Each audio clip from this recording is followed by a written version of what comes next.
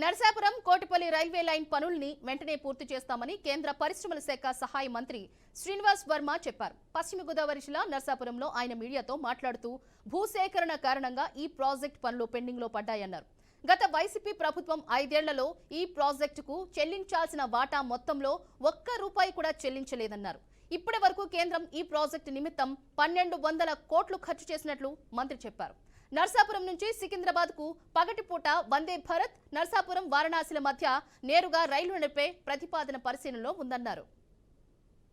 ఇప్పుడు ఉన్నటువంటి regular train కాకుండా లింగంపల్లి నర్సపూర్ లింగంపల్లి కాకుండా స్పెషల్ ట్రైన్ నాగర్సోయిలు కాకుండా కొన్ని స్పెషల్ ట్రైన్ కాకుండా కూడా ఈ ప్రాంతం నుంచి 100 నుంచి 150 బస్సులు రోజు హైదరాబాద్ పోతున్నాయనేటువంటి రిపోర్ట్ నేను వారికి సమర్పించి ఒక నర్సాపూర్ టు సికింద్రాబాద్ ఒక వందే భారత్ రైలుని నేను వేయాలి అనేటువంటి వారి ఆలోచన వారి ముందు పెట్టినప్పుడు సానుకూలంగా స్పందించారు.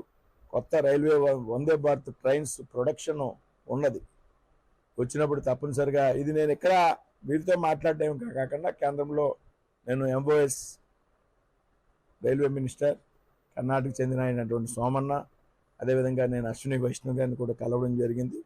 త్వరలోనే రైల్వేకి సంబంధించి మన జిల్లాకి సంబంధించి కొన్ని మంచి అనుకూలమైనటువంటి నిర్ణయాలు వస్తాయనేటువంటి విషయాన్ని సందర్భంగా చెప్తున్నా. 75% రేషియో ప్రాజెక్ట్ ఇది.